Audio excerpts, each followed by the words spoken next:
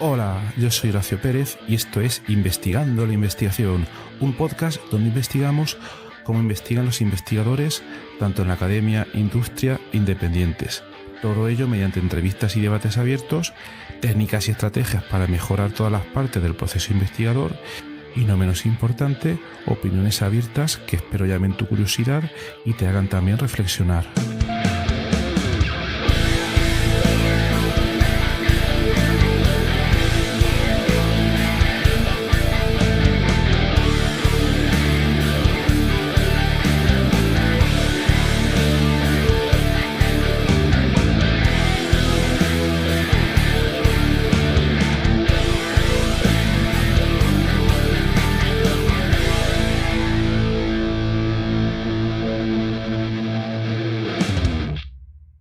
Hola, bienvenido a otro episodio del podcast Investigando la Investigación.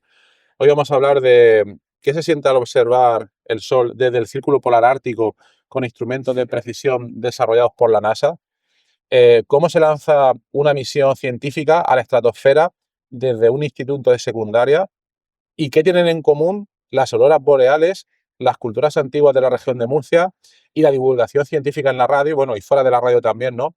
Entonces, hoy nos vamos a mover un poco entre la atmósfera y el espacio, entre la ciencia más técnica y la emoción de contarla. Hablaremos de experimentos que viajan a más de 30 kilómetros de altura, ¿no? De cómo se produce un documental de astronomía desde la estratosfera a 360 grados y de cómo exportar vocaciones científicas desde la Tierra y mirando al cielo. Para eso nos acompaña alguien que ha hecho todo esto y muchas más cosas. Fernando Ortuño, divulgador, explorador de la estratosfera, productor de documentales y una de las personas que logra que la ciencia suene cercana, emocionante y viva y muchas cosas más. Bueno, Fernando, lo primero, gracias por aceptar venir al podcast. Muchas gracias. Muchísimas gracias a vosotros. Estoy deseando conocer a esa persona porque Seguro. ha sido maravillosa la introducción. Espero estar a la altura. Y también tenemos hoy como invitado en el podcast a Juan Carlos Martínez Alcaraz. Un placer también tenerte. Alcázar, perdón. Un placer tenerte. Me ha fallado la chuleta, ¿eh? La introducción la tengo siempre en una chuleta.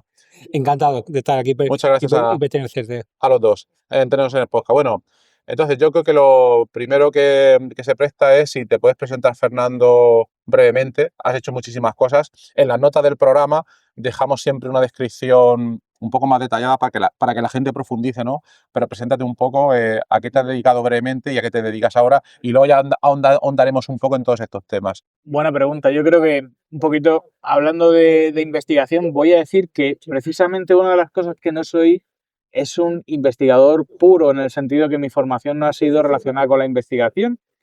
De hecho, ha sido relacionada con las ciencias del trabajo, que es mi formación académica.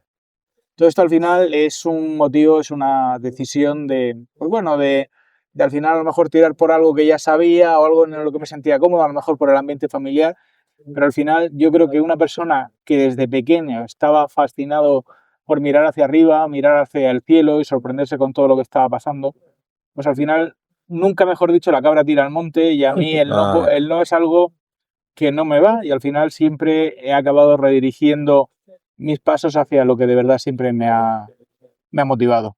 Muy bien, y entonces como hoy vamos a hablar un poco de divulgación, aunque dice que no eres investigador, pero hay mucho de ciencia ahí, ¿en qué momento tú estudiaste ciencias empresariales o Sí, lo que antiguamente eran relaciones laborales, hoy el grado de ciencias del trabajo, efectivamente, sí. Ok, entonces, ¿en qué momento decides, no sé, seguir tu motivación, por decirlo de alguna manera, y dedicarte a todos estos temas de divulgación? Y también yo veo un fuerte componente de astronomía. Sí. No es algo común en alguien que estudie este tipo de cosas. Pues es que mientras que yo estaba estudiando, yo la divulgación me tengo que remontar. Mi primera experiencia con la divulgación fue cuando en el colegio me pidió, mi profesora en aquel momento me pidió que hiciera un artículo. Era como, oye chicos, tenéis que redactar un artículo periodístico.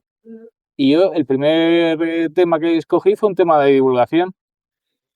Y de hecho, creo que me salió también que la profesora me dijo, Fernando, no lo pueden hacer los padres. Digo, pero si a mi padre no le gusta el tema de la divulgación científica en absoluto, digo, si soy un loco. De hecho, lo que sí que hicieron ellos conmigo fue regalarme una colección de libros sobre temas muy variados y hoy en día esa colección todavía sigue en mi casa y el libro que está absolutamente desgastado es el que hablaba del espacio. O sea que es algo que yo creo que lo tengo desde el momento uno en el que nací, en el que tuve uso de conciencia, pues empecé a interesarme por la divulgación y nunca lo dejé. ¿Es alguno conocido, tipo Carl Sagan o cosas de este tipo? No, era una colección bueno, pues se puede decir la editorial, que era la Se puede editorial decir lo que Salvat, quieras. que se llamaba El Mundo de los Niños y Vaya. eran diferentes, que si los países, cuentos, historias y demás, cosas muy culturales, era como una especie de llamar la atención a los niños, estaba enfocado a los niños para enfocarles sobre muchísimos temas y a mí el que me fascinó y el está absolutamente desgastado son dos, uno principal que es el del espacio, el que se dedicaba al espacio, y otro era el de conocer el mundo. Y al final yo creo que han sido mis dos pasiones fundamentales, el moverme mucho por el mundo y hacer muchos proyectos allá donde puedo. Siempre tengo que si visitar zonas polares, zonas desérticas, zonas que llamen muchísimo la atención y por otro lado, pues eso, el salir fuera, aunque sea o mentalmente o con ingenios o con alguna motivación que estemos haciendo, al final poquito a poco lo he ido consiguiendo. Muy bien, entonces esa es tu motivación inicial, que por cierto parece que este es un comentario típico de viejos, pero las colecciones de libros han cambiado mucho desde aquel entonces hasta ahora, ya tenemos unos años, ahora no sé a dónde llegarían todos esos libros, pero bueno, hay que intentarlo, hay que tenerlos en casa. Entonces, bueno, la siguiente pregunta sería, vale, tú tienes toda esa motivación, ahora vamos a empezar a ver un poco toda la gran cantidad de cosas diferentes pues, que has hecho, pero ¿en qué momento empiezas a conectar toda esta pasión que tú tienes por la ciencia, la astronomía, etcétera, a estas misiones que estamos viendo aquí, que son un poco más llevadas a la Tierra, puede hacer cosas, ¿no? Por ejemplo, yo he visto en tu currículum, en tu historia de cosas pues, que has hecho, la participación en el proyecto Sunrise 2 con la NASA. Sí. Hay muchos, pero porque no los he puesto en orden, tengo una chuleta, sí. Entonces, ¿cuál fue el primero que tú realizaste que supuso, por ejemplo, colaborar o trabajar con una agencia de este tipo? ¿Y cómo se puede llegar a eso? Porque a lo mejor tú tenías la intención o la motivación, pero hay que hablar con gente y que tener una red de contactos. Son muchas cosas. Pues llegué al telescopio Sunrise precisamente a través de la divulgación, o sea, no a través de la ciencia por investigación, sino a través de la ciencia por su divulgación. Y es que en un momento dado, bueno, pues hicimos un pequeño experimento de esto de atrévete a hacer algo que llame la atención, que sea disruptivo, y estaba rodeado de un grupo de ingenieros que estaban enfocándose en su carrera hacia temas aeroespaciales y demás, y ¿por qué no hacemos uno de estos globos? No podemos llegar al espacio hoy en día, pero pues sí podemos hacer uno de estos globos que sale por encima del 99% de la atmósfera, que vamos, no es moco de pavo. Pasamos de unos 1013 milibares que tenemos a nivel del mar, pasamos a unos 50, 40 milibares, es decir, estamos casi en condiciones de vacío y muy similares a las del espacio. Y nos atrevimos, nos pusimos esto en marcha y al final pues tuvo dos retornos. Por un lado, empezamos a establecer una colaboración con un investigador de la Universidad Complutense de Madrid, hoy es un investigador del Instituto de Astrofísica de Andalucía, Alejandro Sánchez de Miguel, que él estaba muy interesado, su tesis doctoral iba relacionada con la contaminación lumínica y vio en esa técnica una importante ventaja, una plataforma muy interesante. La técnica del globo, ¿te refieres? Exactamente. Una técnica muy interesante para poder tener observaciones de gran calidad, calibradas por él, con cámaras calibradas por él y obtener medidas que estén estandarizadas y que estén homologadas para poder establecer protocolos sobre el tema de la contaminación lumínica. Entonces ahí empezamos una muy buena relación. Y por otro lado, a través de la divulgación, empecé precisamente con el director de la revista Astronomía, Ángel Gómez Roldán, con el cual he colaborado como... Esa revista es de hace tiempo, ¿no? O sea, estamos hablando de los años 80. Sí, la revista Astronomía es una revista de los años 80 que luego se fusionó con... Estaba Astronomía y el Universo, y al final era Tribuna de Astronomía y Universo, y al final se crearon las dos revistas, se fusionaron en una, bajo la dirección de Ángel Gómez Roldán. Que Ángel Gómez Roldán había estado trabajando en el Instituto de Astrofísica de Canarias. Había sido técnico de operador de telescopios en el Instituto de Astrofísica de Canarias. Y él, conocedor, porque teníamos una muy buena relación a nivel de divulgación, conocedor del trabajo que estábamos haciendo, se lo comentó a un investigador del Instituto de Astrofísica de Canarias que estaba trabajando en la colaboración española del proyecto Sunrise. El investigador se llamaba y se llama Valentín Martínez Pillet, que hoy quizás sea conocido porque es el flamante nuevo director del Instituto de Astrofísica de Canarias. Actualmente. Sí. Pero en aquellos momentos era una persona que había estado desarrollando su trabajo, y una de las colaboraciones que le había salido era la de trabajar en el telescopio Sunrise. El telescopio Sunrise había volado en el año 2009, había tenido un primer vuelo inaugural en el año 2009, y si bien se cumplieron los objetivos, ocurrieron varias cosas. Una, que no habían conseguido unos datos, o sea, por ser el primer vuelo, la primera campaña de vuelo del telescopio Sunrise, no habían sido quizá los datos que ellos hayan buscado o estarían buscando perfeccionarlos. Y por otro lado, no habían tenido un retorno en cuanto a su impacto, y esto fue así, esto es una cosa de las que se habló desde el primer día, su impacto respecto al retorno que la ciencia que se había hecho allí pues tenía eco en diferentes publicaciones, tanto a nivel de investigación, como publicaciones de investigación, como publicaciones divulgativas. ¿Habían pasado? El Sunrise no era algo del gobierno de España, esto suena a algo americano. Es un telescopio en el cual la estructura, el telescopio en sí, lo que es la óptica, es una óptica alemana de tipo Gregor. Para aquellos que estén más interesados o quieran profundizar en ese tema, es un telescopio de tipo Gregor creado con óptica alemana, con una instrumentación alemana y española, y con toda la estructura, lo que es el framework, lo que sería toda la estructura de vuelo, tanto lo que es la estructura en sí parecida a lo que sería un satélite, pero si queremos hacernos una idea visual sin tenerlo delante, sería algo muy parecido a un satélite con sus paneles solares, un telescopio que se abre. Todos tenemos la imagen del Hubble, pues algo muy parecido, pero con otro telescopio. Y la diferencia es que en vez de volar en la bodega de un cohete, volaba a bordo de un globo estratosférico que se situaba en torno a los 35-40 kilómetros de altura, que, aunque no es el espacio exterior, para la óptica es francamente maravilloso, porque te quitas toda la distorsión que genera la atmósfera para poder obtener una resolución sin precedentes. Solamente ha sido superada esa resolución con Solar Orbiter, que es una sonda que ha viajado hasta las proximidades del Sol, y la sonda Parker de la NASA. O sea, solamente han habido dos objetos capaces de investigar el Sol que hayan obtenido una resolución mayor. Y por curiosidad, a ver, todo dependerá, imagino, de a dónde estás apuntando, porque no es lo mismo si quieres apuntar a la Luna que si quieres apuntar, a Venus o Marte o lo que sea. El Sunrise 2, ¿a dónde miraba? ¿Miraba al Sol? Miraba al Sol, y por eso era muy importante las fechas en las que se hacían. Se lanzaba coincidiendo con el solsticio de verano. Por dos motivos. Uno es, obviamente, que va a ser el momento en el que tengas el Sol sobre el horizonte durante más tiempo. Sin estar en órbita, podías permitirte una campaña de observación muy larga, de muchísimo tiempo. Y por otro lado, ocurre un fenómeno, y es que normalmente en el hemisferio norte los vientos siempre son de oeste a este, los vientos predominantes por Coriolis. Esto es lo que conocemos de Jet Stream, que es capaz de pasar, de hacerte volar de Estados Unidos a Europa en 1 hora y media menos que cuando vuelas en dirección contraria.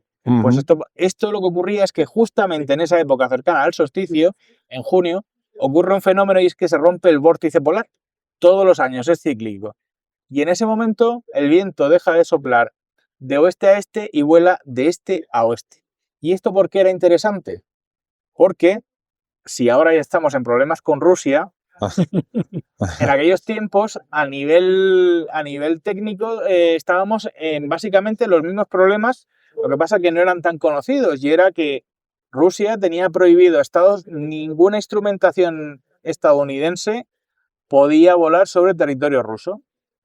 Ya, y claro, como la estructura, la instrumentación, muchas partes de los instrumentos que volaban allí ya fueran... Sí que es verdad que la óptica era alemana y los instrumentos eran españoles, pero nadie se le olvidaba que todo eso volaba en un ingenio construido por la NASA. Claro. Y entonces dijeron, señores, volamos en dirección contraria y volamos sobrevolando pues todo el norte de la península de Escandinavia, volando por las islas Lofoten, Groenlandia, adentrándose por el paso del noroeste y haciendo un seguimiento en ese mismo momento, siguiendo al Sol continuamente con una técnica impresionante, que era el seguimiento continuo, estaba completamente siempre orientado hacia el Sol, y esto suponía un desafío de dos maneras. Era un desafío porque el globo, pese a lo que podamos pensar, no tiene estabilidad, al final hay corrientes y turbulencias de aire que te inducen un movimiento y eso al final con giroscopios se iban anublando. Aproximadamente se mantenía dentro de una zona más o menos definida. Sí. Por lo que tú comentas, se mantenía por el hemisferio norte, tipo Groenlandia, por lo que has comentado. Sí. De hecho, hubiera podido regresar si no es porque Rusia lo tenía prohibido. Básicamente se tenía que aterrizar o bien en Canadá como muy lejos en Alaska, porque una vez que ya te adentrabas fuera de Alaska, volvías a encontrarte Islas Kuriles y te volvías a encontrar en territorio ruso. Porque una cosa por ignorancia, ¿un globo de este tipo tiene algún tipo de margen de maniobrabilidad? No. No, esto es, estás allí, tal. No, esto es una... Como los globos normales. Lo Sí, dejas y los vientos lo mueven. Exactamente, se llevan por las corrientes que suele... Sí que es verdad, cambian la dirección. Sí, va cambiando la dirección. Sobre todo las capas más bajas son las que al final acaban imprimiendo un poquito más de cambio de velocidad, porque es donde se producen los vientos más fuertes. Una vez que llegas a la estratosfera, el viento de hecho, la estratosfera es una capa bastante tranquila en ese sentido, se mantiene de una manera bastante estática y previsible en determinados momentos. Y eso hacía pues, que se pudiera prever. Había ensayos, nosotros los días antes del lanzamiento, lo que estábamos haciendo todos los días teníamos un briefing donde el meteorólogo era, por así decirlo, era básicamente, si no era Dios, era casi Dios, porque era al final el que iba a dar el go definitivo. O sea, ¿Y tú estabas allí, en, digamos, la base de lanzamiento en Estados Unidos, o en qué sitio era? La base de lanzamiento se determinó en el CSBF de la NASA, que es el laboratorio, es el centro que se dedica a eso. Ya sabemos que la NASA tiene varios centros, el centro Johnson, el Ames, el Ares, tal. Pues este era el CSBF, que tiene base en Texas, pero sus operaciones las realiza desde la base de McMurdo en la Antártida en el verano del hemisferio sur y en la base de Esrange, que pertenece a Suecia, que está dentro del Círculo Polar Ártico. Tiene esas dos bases de operaciones. Y entonces, en un primer momento se iba a hacer desde la Antártida, hubiera sido maravilloso, pero al final, sobre todo por el tema de la óptica, que era muy, muy delicada y la gente temía que pudiera dañarse durante la travesía en avión o en barco, como se hubiera llegado. Obviamente, si vas en avión puedes enfrentarte a turbulencias y en barco las olas son despiadadas, pues al final se optó por la confiable vía, que eso es una de las ventajas que tiene la Escandinavia, es que tenías carreteras transitables durante muchísimo tiempo y que podían, con una velocidad moderada de unos 10-20 kilómetros por hora, llevar un convoy con esa óptica, llevarlo hasta allá. Impresionante. Y una cosa que me ha llamado la atención de lo que has dicho antes, dices que en este proyecto, a pesar de todo lo que hay detrás y la resolución o la capacidad que tenía este instrumento puede ver, que no tuvo impacto. No tuvo impacto. El impacto puede ser a diversos niveles científicos, de sociedad, divulgativo, etcétera. Sí. ¿Pero por qué? Porque no se tuvo en cuenta un paquete de acciones de divulgación o... Claro, yo creo que ahí está uno de los elementos claves que ocurrió en ese momento. Y es, por un lado, yo entiendo que al ser la primera campaña de observación, básicamente estás comisionando un instrumento, lo estás comisionando, y al comisionar un instrumento no vas a tener unas medidas que sean más elaboradas que cuando ya le tienes la práctica hecha al instrumento y sabes hasta dónde puedes llegar. Y por otro lado, tuvieron cero impacto y nos lo dijeron así, nosotros esperábamos tener un impacto en algún medio de comunicación porque era un elemento importante de una colaboración científica dentro del Plan Nacional del Espacio de España, era un elemento importante. Pero han dicho del Plan Nacional del Espacio de España. Claro, sí, esos planes existen. Esto no tengo ni idea, es la primera vez que lo escucho. Así, ¿qué significa? Sí.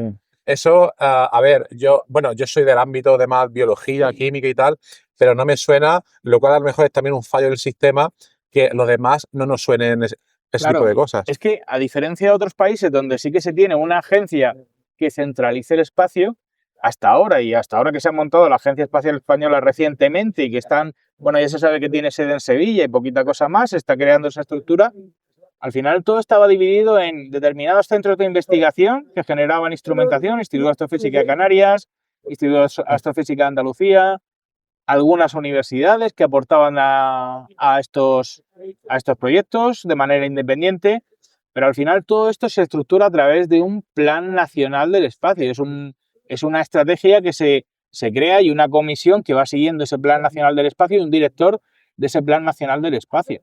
¿Por Pues qué? Porque no existía una estructura jerarquizada, una organización jerarquizada en este país que aglutinara todo esto y aglutinara todos los recursos. Estaban distribuidos de manera descentralizada.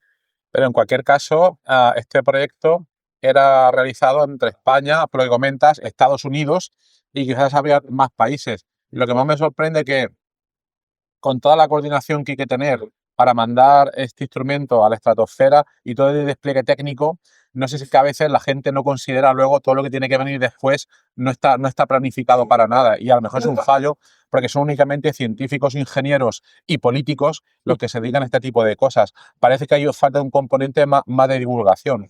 Sí. Que no sé si tú estabas dedicándote a eso o a lo mejor más a participar en la... O sea, quiero decir, como tú haces mucho de divulgación, si tú estabas en la parte... De hecho, la clave por la que nosotros participamos en este proyecto fue con cargo a el proyecto, esta campaña del telescopio Sunrise, al final tenía una serie de fondos destinados a acciones de divulgación. Y lo que se decidió es, chicos, apostamos por vosotros, este presupuesto, Vosotros. el presupuesto divulgativo va para vosotros. Y queremos que hagáis algo. Pensad en algo que podamos hacer con divulgación. Entonces, pues al final empiezas a darle vueltas a la cabeza, ¿qué podemos hacer? ¿Qué podemos hacer?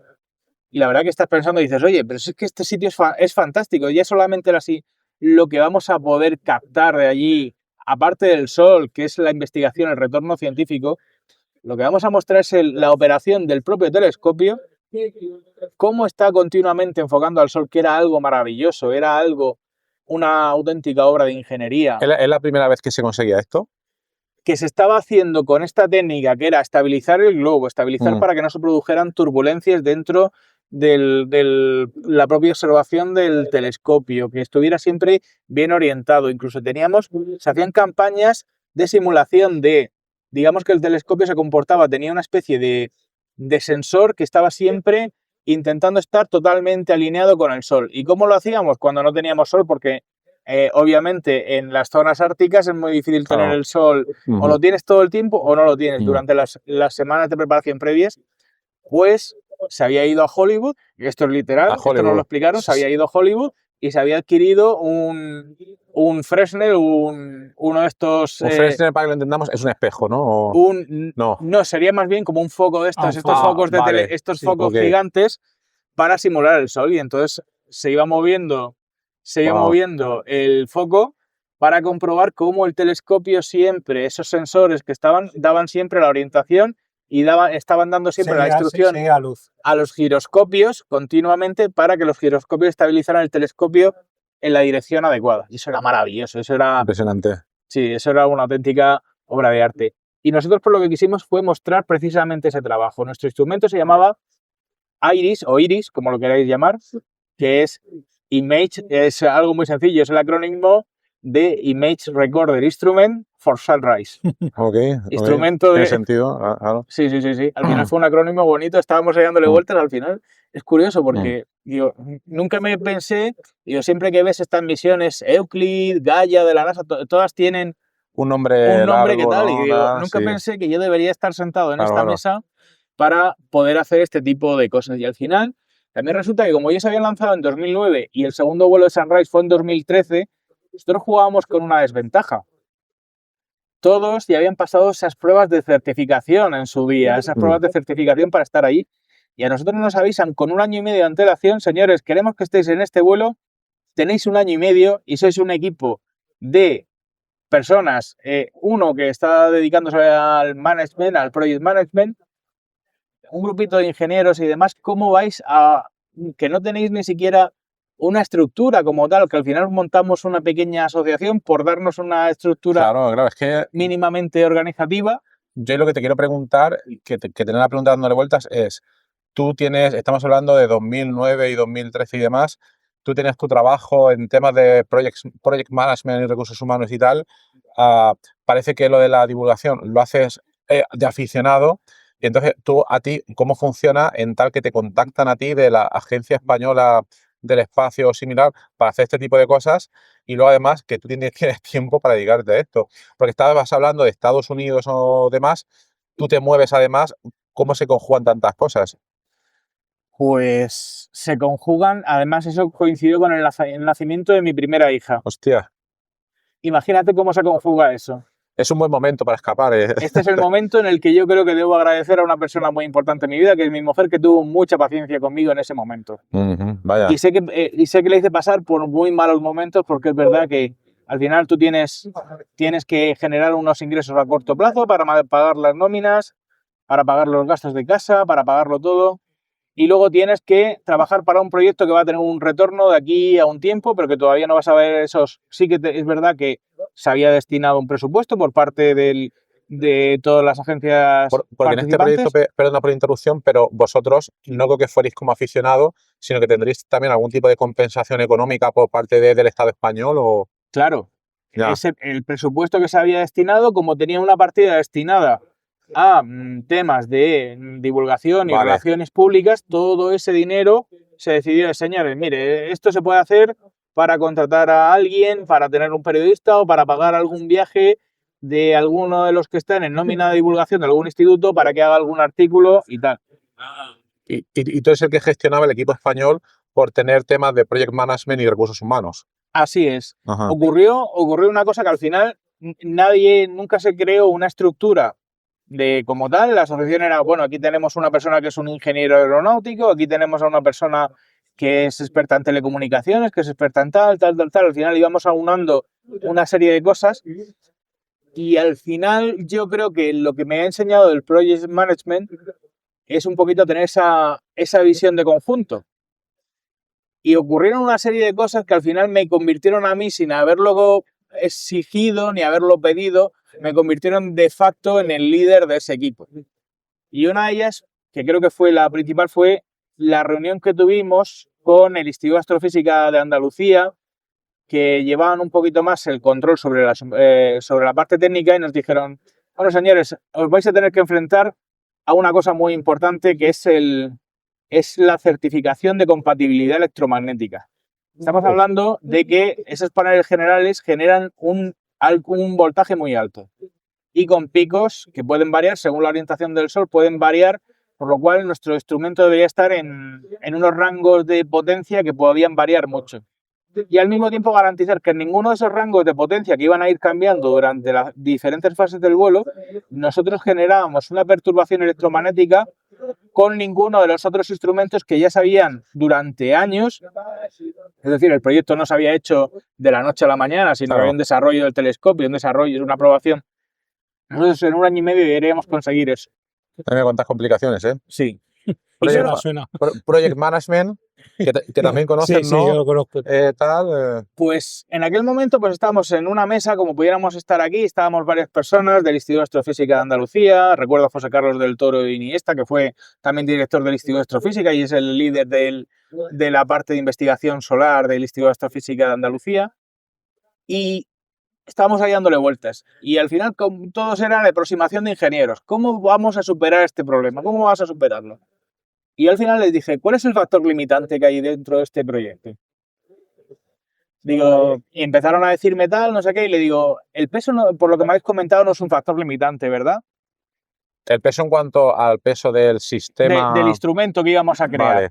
Digo, porque siempre el peso normalmente suele ser un elemento, cuando llevas algo hacia arriba, siempre el peso suele ser un factor limitante. Y me dijeron, curiosamente no, porque hemos visto que el primer vuelo teníamos un exceso de voltaje o sea que íbamos sobredimensionados a lo que realmente nos encontramos y hemos quitado como un 20% de los paneles solares, es decir, tenemos un margen de peso interesante. Y digo, entonces, ¿qué os parece si yo no me certifico de compatibilidad electromagnética porque el instrumento lo voy a meter dentro de una jaula de Faraday. Vale. Acabé con toda la discusión de ingenieros que había en ese momento. Pero es sorprendente porque cualquiera que hace un poco de física conoce el concepto de jaula de Faraday. Bueno, también habría que ver el peso de esa jaula y las características peculiares pues, que tuviera, ¿no? Sí. Al final debíamos llevar suficiente acumulación de energía en forma de baterías para aguantar un vuelo que iba a durar en un rango de 5 a 10 días. O sea, el vuelo de ascensión, no sé si se dice así, Sí. el vuelo, o sea, desde que sale el globo de la Tierra hasta que llega hacia arriba tarda 5 o 6 días. No, todo. el vuelo llega a una altitud de crucero, Ajá. eso lo hace en aproximadamente unas 3 horas. Vale. Y a partir de ese momento vuelan a una altitud de crucero durante de esos 35 o 40 kilómetros, según se vaya calentando el gas que lleva dentro, se va manteniendo en esa altitud durante varios días. Claro, porque lo único que puedes regular es la altura. Es la altura. Por lo que comentábamos antes. Es un globo clásico, ¿no? Ya, sí. Sí. El resto de factores ya te los tienes que ingeniar. El único factor que se podía controlar era la altura a través del lastre, del ballast, que era simplemente pues cuando era un globo se llama de presión cero. Es decir, no es un globo cerrado como nosotros cuando llenamos un globo, sino que por así decirlo sería como una bola de gas envuelta en una especie de lona. Vale. Una lona gigante que una vez desplegada ocupa el tamaño de hecho se han llegado a hacer estudios y pueden caber en torno a 2 o incluso 3 Boeing 747. Vaya. Es considerable. Sí. De hecho, tamaño, ¿no? ya se nos advirtió cuando estábamos en la base de Ranch que una vez que lanzáramos se iban a dar una oleada de reportes de ovnis en Noruega. Siempre ocurre. Es cíclico, sí. Siempre que ellos hacen una campaña, claro, es un objeto tan grande, circular, Claro. que se está observando, está a 40 kilómetros de altura, pero es tan grande que la gente está viendo un disco en mitad de la nada allí y siempre lo veían en esa misma época. Se ponen ese a huevo también a los O sea, que noruegos. también soy culpable de algunas observaciones. Sí. Y además esto sucede más en verano, ¿no? Cuando están ahí. Sí, exactamente. Claro. Que encima le está dando el sol. Pues es posible que incluso, aunque es el sol de medianoche y está abajo sobre el horizonte en Noruega, pero arriba está dando con una inclinación suficiente para que tú veas un disco blanco, porque ni siquiera estás con la difuminación del horizonte, estás viendo algo que sabes que debe estar lejos porque se está viendo un color que no es el color del atardecer. Pues yo, volviendo al tema de la cosa que comentabas, a mí lo que me da la impresión de que en estos equipos multidisciplinares, con muchos ingenieros y demás, siempre me da la impresión de que siempre es importante que haya un perfil un poco muy diferente, como en tu caso que venía del Project Management y de los recursos humanos, para que aporte algo que los demás pues están viendo, como todo esto pues, que estabas comentando, ¿no? Sí, pero también te diría que sí que es cierto que a mí me ayudaba el tener un background de ciencia, de haber empapado siempre ciencia toda la vida. Claro, tú tenías la ventaja, claro, de entender la parte técnica. A mí, precisamente, me situó en el lugar adecuado el haber estudiado una carrera totalmente alejada del tema científico, me situó en el lugar adecuado porque aporté esos conocimientos al background que yo ya tenía científico, de haberlo vivido siempre desde el colegio, desde muy pequeño, el instituto y demás, toda esa parte que me gustaba mucho de la ciencia, a incorporarla desde una perspectiva totalmente diferente. A mí me situó, empecé a meter elementos nuevos que nadie tenía, que era cómo íbamos a organizar cargas de trabajo, cómo íbamos a organizar, cómo identificar problemas y cómo solucionarlos rápidamente.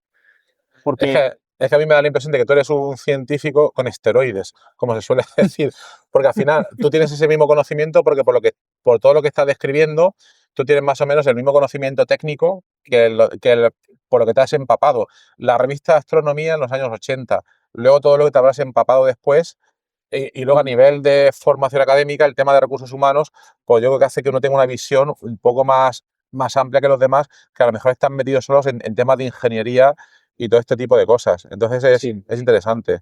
Sí, por ejemplo, otra de las cosas que ocurrió, y era durante la preparación, debíamos hacer un presupuesto térmico porque, claro, las baterías no se van a comportar de igual manera trabajando a una determinada temperatura que a otra. Sabemos que pierden eficiencia y entonces debíamos saber qué condiciones nos íbamos a enfrentar durante el vuelo.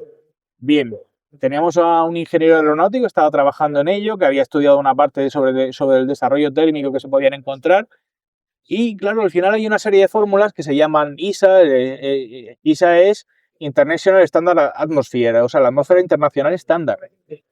Claro, tú haces esa fórmula basándote en esa fórmula que funciona para cualquier sitio, pero resulta que no funciona en esas latitudes y en esas claro. fechas en concreto. ¿Dónde la necesitas? Y resulta que teníamos una anomalía positiva. Nosotros habíamos pensado que las baterías iban a... De hecho, pensábamos que se iban a enfriar y íbamos a tener un problema. Y nos dimos cuenta, analizando, yo empecé a revisar otra serie de documentación relativa al primer vuelo, y digo, es que aquí hay algo que me está fallando. Digo, porque estoy viendo y creo que uno de los problemas que tuvieron, por el que tuvieron que quitar paneles solares, porque tenían exceso de temperatura. Al final nos dimos cuenta de una cosa muy absurda que nadie había tenido en cuenta, y es que el albedo de la Tierra normalmente suele ser aproximadamente, pues si me parece que la Luna es 11/100, nosotros estaremos, la Tierra está en 26/100. Uh-huh. ¿Cuál es el albedo que tenemos sobre Groenlandia? Casi un 90 y tantos %, porque es absolutamente blanca. ¿Qué ocurre? Que teníamos luz solar y teníamos reflexión, claro. es decir, teníamos básicamente, nos estábamos calentando Un espejo. el doble. Claro, el doble. Porque la Tierra no estaba absorbiendo nada. Groenlandia reflejaba absolutamente toda la radiación solar, es decir, toda la radiación venía de nuevo de vuelta, así que nos estamos calentando doblemente. ¿Cuántas cosas pasan con Groenlandia? Y no nos vamos a meter actualmente lo que a lo mejor pueda pasar. Pues a ver, como hay tantos proyectos interesantes, este que estás comentando, a mí una duda técnica antes de pasar a otro proyecto, porque tiene muchos, es porque actualmente te sigues dedicando al tema de recursos humanos y project management. ¿No te has planteado o no se te ha figurado la situación alguna vez dedicarte a tiempo completo a este tipo de cosas? A ver, está claro de que a lo mejor no existen. Vivimos en Murcia, para el que lo esté escuchando, estamos en la ciudad de Murcia, ¿no? No es una región muy tecnológica, pero existirá la posibilidad de que si te mueves a otro sitio poder dedicarte a un trabajo de este tipo, donde a unas labores de project management con tecnología y no investigación, pero más cosas técnicas. Desgraciadamente sí, esto es una de las cosas que es una lacra de nuestro entorno actual, es decir, muchas veces no tenemos esa facilidad. Aparte, esto lo he notado incluso dentro de mi labor de project management, de mis trabajo como project management. No es lo mismo hacerlo en Madrid, como he tenido que estar trabajando recientemente, donde es un ecosistema mucho más vivo. ¿Qué tal? Sí que es verdad que existe la centralidad en determinados órganos y tal, y es muy difícil. Y si uno quiere seguir aferrado a la tierra y aferrado a su entorno y demás, claro, al final tienes que pagar un peaje por ello. Correcto. Todos lo sabemos. Ya, lo conocemos. Lo conocemos. Es una sensación que dices al final, el equilibrio entre mi vida personal y profesional, debo tomar una serie de decisiones que probablemente sé que podía rendir en un nivel profesional mucho más alto, pero al final decides tomar esa serie de situaciones. Y yo pues voy haciendo esos proyectos esporádicos que me permiten estar trabajando, no desconectarme nunca de ese ecosistema y estar metido en muchísimas cosas, pero siempre con los pies siempre aferrados a la tierra más cercana que tenemos. A la tierra y a la huerta, ¿no? Porque, sí, exactamente. Porque estamos aquí en Murcia. Otra duda que tengo es, cuando el confinamiento empezó a acabarse, entre comillas, hubo, desde mi punto de vista, una especie de boom en cuanto a que, claro, durante el confinamiento muchos trabajos habían pasado a ser remotos, se produjeron muchas promesas que luego se han roto, de muchas compañías que no voy a nombrar y demás, pero un espacio que yo creo que de un par de años o algo así, donde muchos trabajos fueron totalmente en remoto. Entonces no sé si en tu caso, aunque estemos ahora en Murcia, no sé si puedes plantearte alguna especie de asesoramiento, participación, aunque sea remoto, porque además, tratando de trabajos que involucran el espacio, qué mejor la necesidad o la naturaleza de que sean trabajos en remoto, colaborando con, no sé, la agencia espacial estadounidense o cosas por este tipo. No sé si te lo has planteado o no, y no sé si es posible a día de hoy, porque también muchos trabajos están pasando al presencial otra vez. Sí, eso es una de las cosas. Sin embargo, lo que ha cambiado absolutamente después de la pandemia ha sido la geopolítica. Había una colaboración hace 10 años que puedo decir que era mayor entre la mayoría de naciones incluso con Rusia se podía trabajar en determinados aspectos, era mucho más abierto todo, era En temas del espacio, ¿te refieres? absolutamente en todo, sí. Si, por ejemplo, tengo amigos que trabajan en la colaboración europea de ExoMars, que es un observatorio, un rover que han desarrollado, que llevan desarrollando más de 20 años la Agencia Espacial Europea, que están desarrollando para enviar a Marte. Y una de las cosas que había era una colaboración en la cual el cohete y todo el sistema de guiado lo iban a hacer los rusos. Se ha roto Vaya. por completo. Sí, Y ahora sí, mismo sí. tenemos a ese rover completamente finalizado, hecho, y demás, con personas que han dedicado más de 20 años de su vida a trabajar ahí, como es el investigador principal, Jorge Vago, y que de repente pues están ahí esperando una mejor oportunidad, encontrando a ver el momento en el que algún cohete, en un momento que sea geoestratégicamente óptimo, Claro, puedan enviarlo. Llegará. llegará, ¿no? Llegará. Está ahí Esperemos. el amigo de Trump.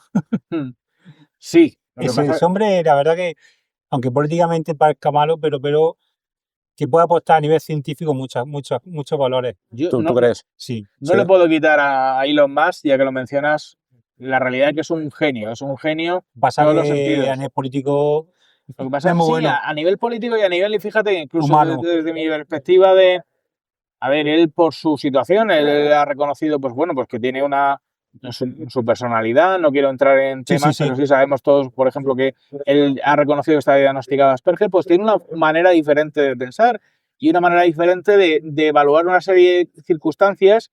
Y él, por ejemplo, la cultura del trabajo, pues él la ve de una manera que, oye, que sí, ha conseguido, por ejemplo, Pero consigue cosas muy interesantes, ¿eh? estoy de acuerdo en su estrategia, ha sido totalmente diferente a la clásica que han decidido las agencias espaciales. Él ha pensado en la Totalmente, sí. iteración.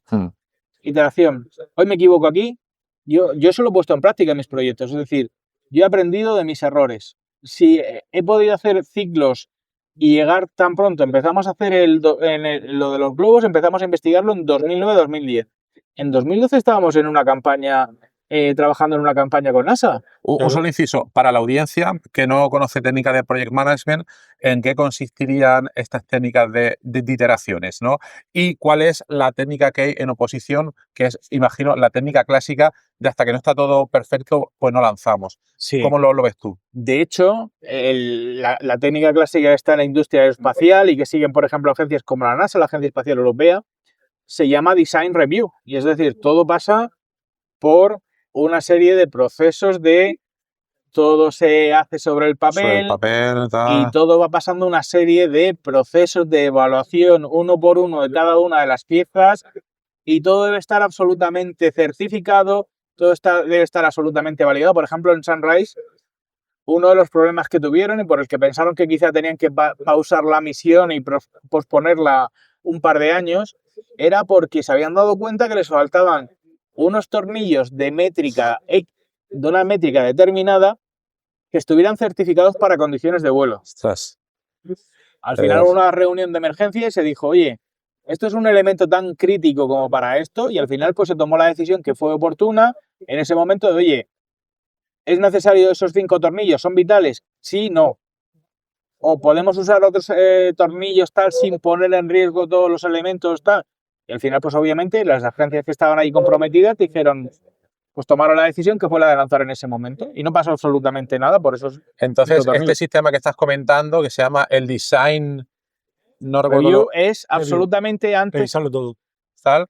A mí lo que me sorprende es, no sé si es porque cada vez avanzamos hacia ciclos de desarrollo mucho más rápidos, pero por ejemplo, John Kennedy en los años 60, a principios de los años 60, dijo, en no sé cuántos pocos años estaremos en la Luna, y lo consiguió. Y me da la impresión de que era la misma técnica. Exactamente. Tal, pero ahora ya no vale, porque era la misma técnica con un número muchísimo más alto de recursos para poder hacer más alto. Claro. Yo pensaba que era al revés. No. Pero era menos tecnología. Había menos tecnología. Había menos tecnología. Es obvio que lo que tenemos en un dispositivo móvil supera con mucho toda la tecnología que llevaba cualquier nave de las Apolo. De hecho, creo que existen incluso simuladores de las computadoras de los Apolo que te lo puedes instalar seguro. en una en una aplicación móvil. Es decir, imagínate hasta qué punto estamos llegando a ese Totalmente, totalmente. Pero lo que se hizo es, con ese mismo design review, esa misma protocolo, por así decirlo, o estrategia de plantear las cosas en la industria aeroespacial, lo que se hizo fue superdimensionar, es decir, pasar de un 0,7%, que es actualmente lo que se dedica del PIB normalmente de las agencias espaciales, se pasó a más de un 2%, creo que es en torno a un 3%. Bueno, claro, Entonces, lo que se hizo es contratar a muchísima gente, se creó una industria capaz de asumir esa carga de trabajo, de design review, continuamente esas diferentes iteraciones, pero hacerlas mucho más rápido. No iteraciones técnicas, sino iteraciones sobre el papel. Sobre el papel. Exactamente. Eran iteraciones sobre el papel y hasta que no estaba todo el mundo, porque son iteraciones teóricas. Exactamente. Hasta que todo el mundo no está de acuerdo, después de tantas iteraciones, no se implementa en papel. Lo cual, desde mi punto de vista ignorante, demuestra ser una aproximación inválida a día de hoy para vivir al ritmo que se desarrolla la tecnología. Por eso entiendo que viene Elon Musk y dice, no, yo tengo mi razonamiento por los principios fundamentales, o no sé cómo se llama por lo que él propone, Sí. pero él va mucho más rápido, él no va sobre el papel, va sobre la realidad. Exactamente. Pero lo que me sorprende también es que cuando te lo cuentan, no es algo como la teoría de la relatividad de Einstein, es algo que si lo piensas un poco, es algo que se puede tocar y se puede entender. Es mucho más fácil que entender el globo aerostático y todo este tipo de cosas. ¿Por qué antes las agencias espaciales no hacen este tipo de cosas? ¿Por temas de seguridad? Exacto. Sí. Exacto. Yo creo que era primero el desconocer el medio en el que te estabas moviendo y sobre todo porque el objetivo último por el que se creó todo esto era para poner un hombre en el espacio. Ese era quién iba a ser el primero en el poner un hombre en la órbita terrestre. Y estaba claro que debías tener una serie de protocolos que fueran muy seguros, muy fiables y asegurarte muy bien de lo que estabas haciendo. Por eso los americanos perdieron en un primer momento el primer paso, que era el de sacar el ser humano a órbita. Los rusos primero tenían una serie de ventajas y era que se habían llevado, por así decirlo, la mejor parte de la tecnología rusa que todos de la tecnología alemana que todos saquearon en su momento. Los americanos se llevaron a Von Braun y su equipo, pero ellos habían llevado muchísimos más elementos y tenían mayor potencia. Y además optaron por diseños mucho más fiables. Y decían, bueno, aquí nuestros chicos que se las apañen en diseños que eran cohetes con combustibles Kerolox, que es queroseno, es el combustible que podemos ver en los aeropuertos, el famoso Jet 1 que podemos ver cuando veamos las cisternas de los aeropuertos recargando, es el mismo absolutamente, y oxígeno líquido, es un sistema que es muy fácil y fiable. De hecho, los rusos no han hecho ninguna innovación tecnológica en sus lanzadores de hecho, no han hecho innovaciones los rusos, los han hecho los soviéticos. Desde que los soviéticos inventaron, por así decirlo, su rueda, lo único que han hecho ha sido pintarla de diferentes colores, pero sigue siendo absolutamente la misma. Pues los americanos se tuvieron que enfrentar primero a eso. Y decidieron que, como su economía era mucho más fuerte que la rusa, decidieron que apostar, lo que luego trasladaron a toda la estructura de su gobierno con la guerra de las galaxias, la famosa guerra de las galaxias, que es decir, si jugamos a gastar más dinero, nosotros tenemos una ventaja competitiva. Rusia siempre podía subir más que los americanos. El tema era, ¿en términos de inversión o de tamaño? Rusia, en temas de tamaño de cohete, en temas de ingeniería, era superior. Así. Claro, entonces lo que había que hacer era crear nuevos retos, el tema de un acoplamiento en órbita, es decir, ¿cómo vamos a llevar esto? Pues oye, tendremos que lanzar una nave o dos naves, o por lo menos que dos naves se encuentren en órbita, lo que le llamaban la maniobra de rendezvous, la maniobra de acoplamiento en órbita. Todo eso al final eran cosas en las cuales Rusia nunca había jugado ese partido. Y entonces ellos decidieron, aquí metemos a un montonazo de gente a investigar sobre eso. De golpe tal... Y como los rusos no tienen ni idea de todo esto, y estos son hitos que se van a encontrar, aquí les vamos a poder ganar. No eligieron la Luna porque fuera difícil, no. Era por demostrar... La eligieron porque vamos a jugar en un terreno donde ni tú ni yo tenemos ninguna ventaja estratégica. Y si la tenemos, la vamos a generar en torno al dinero. Entonces se puede decir que la victoria americana en aquel tiempo fue una victoria mental o de estrategia más que de tecnología. Exacto. Y si fue así, ¿por qué los rusos no tenían esa mentalidad? Porque era otra política, otra manera Sí. Eh, eh, es, es lo que me sorprende, ¿no? Porque al final, igual que tú estabas comentando antes, en el ejemplo que has comentado de Project Management, que hay alguien que gestiona las cosas, no sé si es que la gestión del sistema ruso en aquella época, bueno, y quizá ahora mismo también, era un poco deficiente, que no permitía la innovación a nivel interno y que todo el mundo hace, no, es que tienes que hacer este tipo de cosas. Ellos lo que hicieron fue escalar lo que ya tenían de los V2 alemanes, escalarlo a un nuevo formato y plantearlo pues, con sus necesidades. Y al final eran necesidades que se creaban en torno a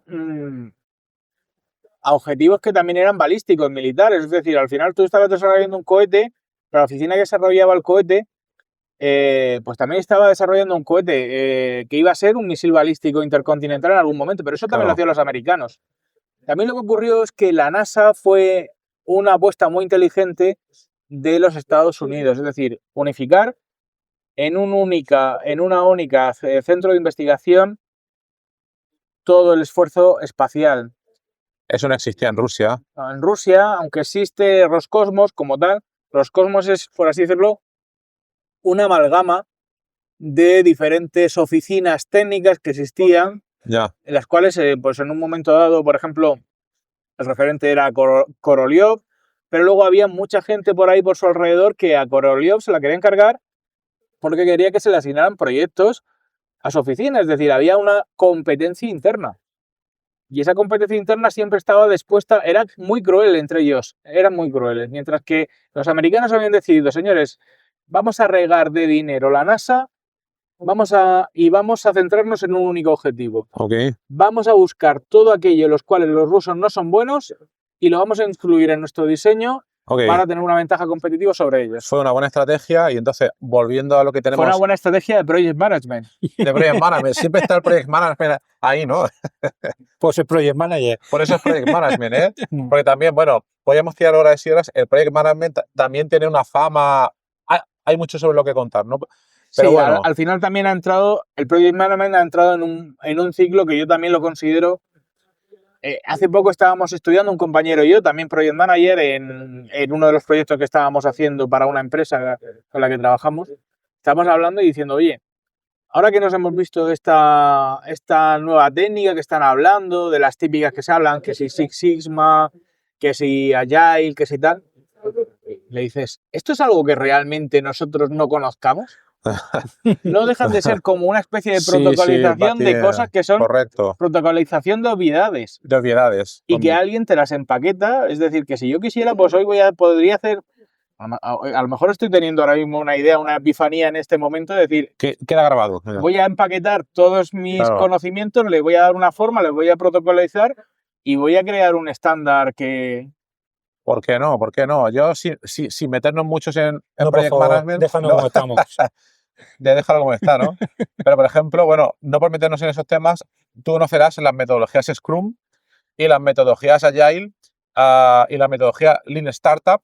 No por meternos en ese tema ahora mismo, pero yo, a vista a toro pasado, cuando lo escuchas es totalmente obvio. Son cosas totalmente obvias. Entonces, yo solo por curiosidad, por preguntarte, ya que estamos hablando de esto, dices que no has visto nada o no se ve nada en el horizonte que sea nuevo. A lo mejor lo pueden empaquetar de otra manera, pero yo no creo que vaya a haber ninguna cosa. Al final es trabajo, optimización.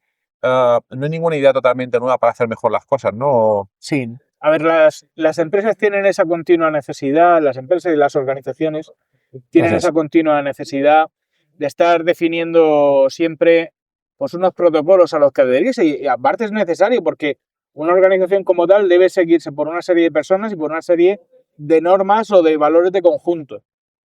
El problema es cuando a veces se le da ese valor tan intrínseco al protocolo que prima por encima de todos los demás. Esto al final lo que aboca es al fracaso. Porque... Estoy de acuerdo contigo. Estoy de acuerdo por plena experiencia, ¿no? Sí, sí.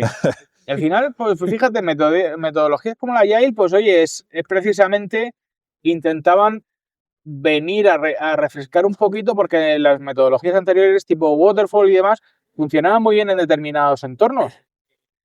Pero tú no las puedes reproducir cuando tú quieres hacer ciclos de iteración muy rápida y en eso Agile tiene una ventaja competitiva, es decir, es una metodología que está pensada para iterar, para ir mejorando, para continuo, para que te vayas focalizando en una estrategia, sobre todo cuando suele ser muy importante el corto plazo. A lo mejor quizá no es la mejor para cuando estamos pensando en proyectos a largo plazo y demás. Porque muchas veces ocurre que el project manager está tan centrado en el corto plazo que te acabas perdiendo. Y muchas veces los requerimientos de tu cliente, ya sea un cliente interno o un cliente externo, y para mí cliente es siempre la persona que me pide una determinada tarea. Puede ser interno, puede ser tu propia organización en la cual estás trabajando, o el cliente externo, que es una empresa que te ha contratado como tal. Ojo. Son muchos factores los que hay que tener en cuenta. En el libro de Scrum, en Sí. el famoso Donald Sutherland, no sé quién era o no me acuerdo, pero comentaba un ejemplo muy gráfico, era un ejemplo americano también, donde se pasan muchísimo tiempo hablando del plazo, no sé si meses o años, intentando sacar una cosa al mercado. Cuando la sacan, no recuerdo lo que era exactamente, no sé si en un software, la cosa fracasa estrepitosamente, ¿no? Y luego te ponen te preparan el escenario para hablar de las metodologías ágiles, el Lean Startup, que es básicamente lo que estás comentando tú, iteraciones rápidas hasta tener una cosa u otra, ¿no? Es muy interesante. Y luego ya, moviéndonos un poco ya más al tema de divulgación, hemos hablado de toda la parte técnica, de los proyectos que ha liderado en temas de astronomía y demás, pero por curiosidad, ¿cómo has trabajado un poco la parte de divulgación? Porque está el project management, están los conocimientos técnicos, los conocimientos científicos. Luego también, bueno, hay que comentar, estamos en Murcia, existe una asociación que se llama Asociación de la Divulgación Científica de la Región de Murcia, AEC Murcia, de la cual Fernando es el vicepresidente, si no me equivoco, porque Sí. no me acuerdo de las palabras exactas, ¿no? Sí. Entonces, si nos puedes comentar un poco cómo funciona esta asociación, cuál es tu papel en ella, qué tipo de cosas se hacen y cómo conecta todo lo que has hecho tú con toda esta asociación. Pues, fíjate, la asociación se fundó en un momento que para mí fue importante. Fue el momento, se terminó la campaña del Sunrise y justo en ese momento fue el día, esa misma semana, el Sunrise acaba de aterrizar y surgía la Asociación de Divulgación Científica. Ostras, qué casualidad. Sí. Se había creado un pequeño evento antes, había hecho un evento en la universidad, o como un ciclo de conferencias que se habían hecho durante unos días anterior, hablando de los blogs y tal, sobre el tema de la divulgación. Y ahí se gestó lo que iba a ser el germen de la Asociación de Divulgación Científica. A mí en ese momento yo no formaba parte de esa estructura porque obviamente estaba centrado en un proyecto que iba a volar en unas semanas y tal. ¿Y en tu hija? Y en mi hija. Claro. Sí. Efectivamente. Todo... Cariño, te quiero mucho, pero... Eso es project management. Sí. También, ¿no? Pero había una serie de prioridades y en ese momento era una prioridad en la cual yo quería participar, pero en ese momento yo no tenía ni fuerzas, ni recursos, ni demás. Tenía que reconstruir esa relación que había perdido durante un año dedicando exclusivamente a estar trabajando para el proyecto Sunrise y demás. Encima para pagar las facturas, que al final todo influía, y había quitado mucho tiempo a mi mujer y a mi hija en ese momento, así que obviamente mi prioridad...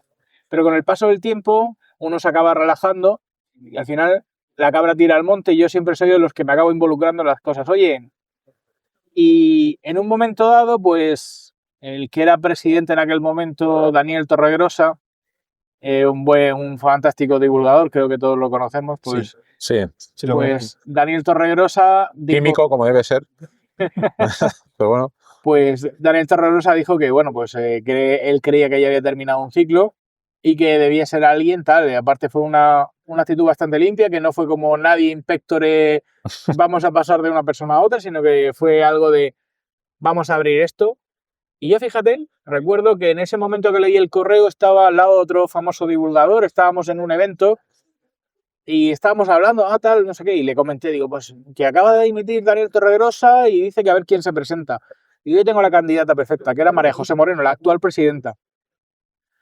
Lo que sí que no tengo es mucha capacidad de persuasión, porque yo llamé en ese momento, estando hablando con ese divulgador, bueno, Pérez Estupiñán, que es conocido por programas de televisión y demás, Pues en ese momento llamo a María José Moreno y le digo, oye, tienes que ser la presidenta. María José Moreno, a convicción, yo no la puedo ganar en ninguno de los escenarios posibles. Entonces, al final, ella me convenció a mí, yo le dije a ella que fuera presidenta ella me convenció a mí de que fuera yo presidente. Y lo fui durante 7 años, desde el año 2017 hasta el año, 6 años, hasta el año 2023. No, perdón, hasta el año 2024, sí, 7 años. Y llegado el momento, le dije, María José, creo que ahora es el momento en el que yo ya llevo unos ciclos, no soy una persona acomodada, no me gusta estar en los sillones, ni me gusta poltronarme, y yo sé que tú tienes muchísimas ideas, eres una persona muy enérgica, y me dices, sí, pero si tú eres el vicepresidente, y digo, pues ahí mira, estamos, muy aquí bien. es tándem, es un tándem donde estoy encantadísimo porque ella tiene unas habilidades brutales para el tema de llevar la divulgación al máximo terreno. Y yo creo que complemento muy bien con ella, igual que me pasaba con los ingenieros, en que quizá donde ella tenga sus Claro. puntos más débiles yo le puedo reforzar, pero ella tiene una serie de habilidades absolutamente impresionantes. Somos testigos, bueno, de todos los eventos que está organizando últimamente la Asociación de Divulgación Científica en Murcia. Yo también soy socio.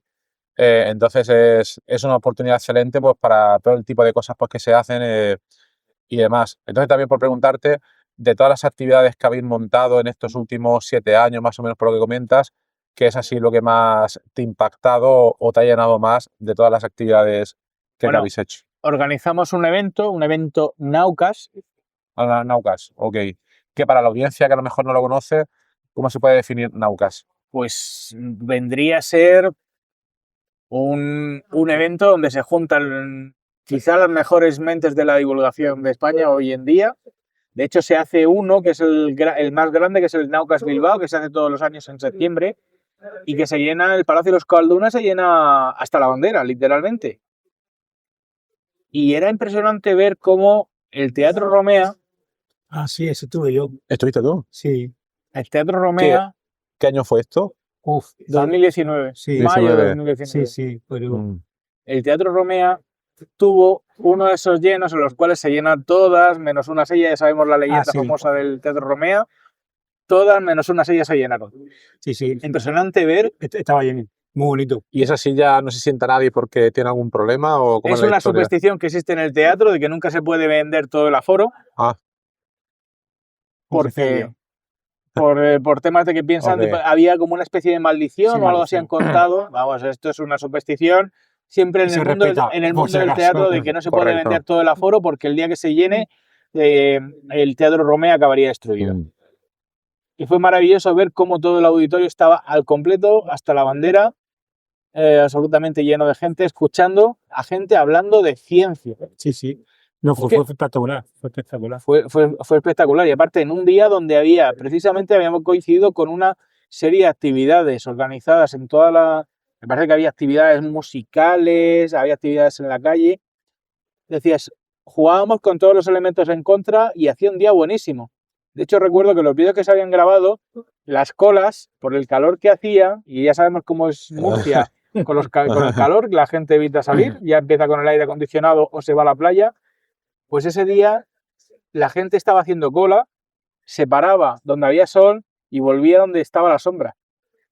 Las colas eran como iban cortando, ¿sabes? Para evitar el sol, la insolación. Sí.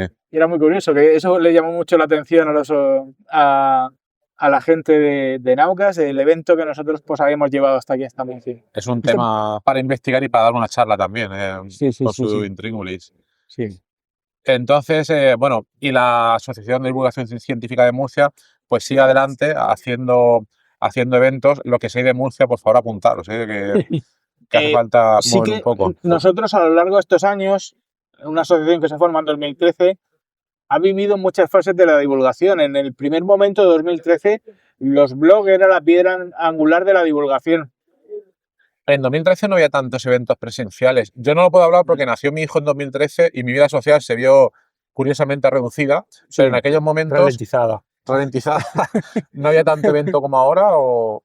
No había tanto evento. Sí que es verdad que se pasó de los blogs, se pasó a los eventos, ¿eh? Ah, sí. Porque en un momento dado yo creo que nos podíamos incluso permitir aquí, en una ciudad de provincia, se puede decir, aunque Murcia sea la 7ª ciudad por población de España, podían haber incluso 2 y 3 eventos de divulgación en el mismo día y los 3 tener lleno. Estamos hablando de justo antes de la pandemia, pero sí que es verdad que la pandemia de COVID hemos notado absolutamente ese descenso obvio en la gente no le gusta ya estar en eventos presenciales. Ha habido... ¿Tú crees que eso se mantiene todavía o...? Sí, ¿Sí? lo hemos notado. Lo hemos notado en la asistencia, que antes podíamos tener fácilmente unos aforos absolutamente ¿Sí? completos. Sí, y era muy fácil llegar. También es verdad que antes nuestro poder de penetración a través de los medios de comunicación para anunciar un evento era muy potente. Y también la gente ha dejado de consumir. Yo soy el primero que asumo la culpa. Yo hace años que desde cuando me monto en el coche escucho podcast.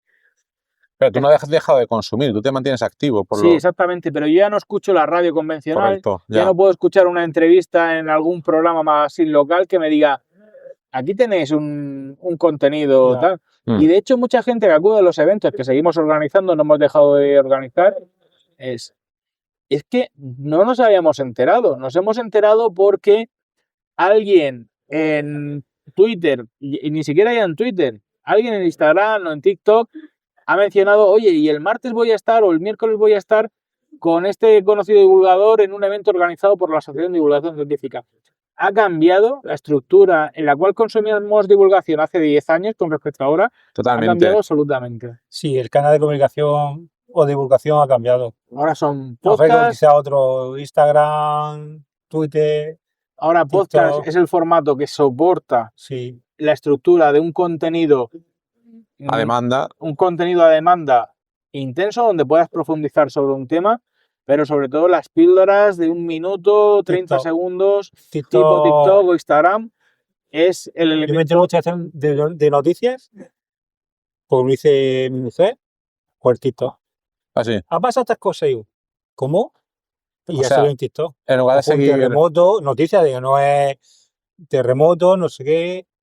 Hace poco también fue así, en Ámsterdam, salió un hombre, digo, pero Y tenemos fue a- en TikTok, digo, ojo, por Claro. ahí la línea de Y tenemos a penetración. conocidos divulgadores que están ya trabajando en ese sentido, como Javier Santolaya o demás, que son Sí. personas que han conocido las diferentes etapas y se están adaptando muy bien a ese nuevo formato, de que entran y te dan una píldora de 1 minuto, pum, pum, pum, pum, dándote esa información. Está bien. A mí me parece bien como medio de entrada para que mucha gente, por ejemplo, yo no sigo actualmente ni TikTok e Instagram, aunque he hecho intentos de publicar cosas y tal, pero actualmente no lo sigo. A mí me parece bien porque hay gente que se mete y ve algo que le llama la atención y entonces a lo mejor clica y se va al vídeo en YouTube o al podcast largo y lo escucha y a lo mejor sin este medio pues no hubiera conocido ese tipo de cosas. Sí, Pero para mí el problema es lo que voy a decir es de viejos, pero el problema es la gente muy joven, por ejemplo mis hijos, que solo ven el scroll infinito y están viendo este tipo de cosas, entonces se quedan solo en el trozo, pasan de un trozo a otro y no llegan a la profundidad. Entonces, mi duda es, espero que vaya a seguir existiendo el medio más largo de consumo de conocimiento, ya sea el podcast o el vídeo tal, está la cosa por ver. No sé Lo si veo lo vamos a difícil. dividir entre viejos y jóvenes. lo veo difícil. Pero Lo yo, veo difícil. yo creo que al final el algoritmo que va El algoritmo detrás es de todas sabio. estas aplicaciones te va generando el consumo que tú acabas de ver. Sí, A mí me ha pasado que alguna vez, por lo que sea, me han llamado por teléfono, me han llamado de otro sitio y he dejado un vídeo puesto, a lo mejor que no tiene nada que ver con algo y piensa que como lo he visto 3 o 4 veces, ese contenido me interesa. Tuve la mala suerte, me pasó que era por lo visto de estas doctores de estas de las que hacen tratamientos contra el acné ajá. y durante un par de semanas no paraban de salirme vídeos contra Claro. el acné porque se me había quedado el vídeo Sí. mientras había ido a abrir la puerta o a preguntarle a alguien. Entonces, el algoritmo fortalece eso y al final si tú acabas consumiendo un determinado tipo de contenido, al final te va haciendo que profundices en ese contenido y te va a mostrar cada vez más, porque lo que ellas quieren es retención para Totalmente. eso. Y lo que premian, obviamente, el algoritmo está premiando vídeos donde el contenido sea rápido, de menos de 1 minuto y demás. Es el formato que la gente demanda. Luego tienes otras plataformas tipo YouTube, tipo tal, donde puedes llevar un contenido diferente, algo más largo, algo que lo saborees más tranquilo. El contenido, por así decirlo, de calidad, el contenido exclusivo, el que a ti te interesa, el que te hace sentirte bien y que estás escuchando y que tú al mismo tiempo estás pensando en yo haría esto, yo haría lo otro. Pensáis el mismo contenido, nosotros que somos, bueno, voy a hablar de mi viejo, un contenido largo quiere decir algo que dure una hora, de un contenido que te interese, ¿dónde preferís consumirlo? ¿Solo audio o audio más vídeo? No, pero aquí te voy a hacer una reflexión. ¿Algunos leen la prensa en papel? Yo no. Pues es Yo ese no. cambio. Es verdad, es un Que cambio. era porque nuestros padres o abuelos, pues muchas veces voy a tomar un café y veo a gente que está leyendo el periódico. Nosotros vamos al móvil. Ese es el cambio generacional que tenemos que asumir. Totalmente. O hemos dirigido. Yo creo que muchas veces lo hemos dirigido en el consumo. Pues aquí te va a pasar igual. Totalmente. Es decir, la gente ya está acostumbrada a ese minutillo. Y si pone minuto y 5 minutos,